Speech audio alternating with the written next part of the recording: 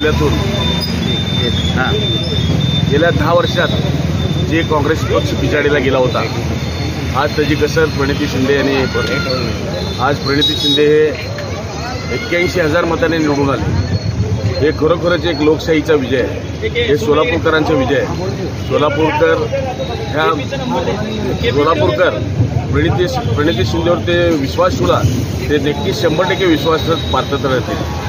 गेल्या 10 वर्षामध्ये कुठलाही खासदार सोलापूरसाठी काही काम केलं नाही आणि लोकांमध्ये जे दरवाढीचे, शेतीचे मालाचे वाढीचे आणि शेतीमाल जे मिळत नव्हते आणि असे काही गोष्टी शासनाने काम केले नाही आणि त्यामुळंच लोकांमध्ये खतखत आज लोकांनी दाखवून दिलं मतपेटीद्वारे की भारतीय जनता पार्टी हे फसवेगिरी पार्टी आहे, फक्त फसवून लोकांना मतं घेते आणि लोकांसाठी काही काम करत नाही, अशा या पक्षाला जाणून बुजून लोकांनी गाडले गेलेले आहे।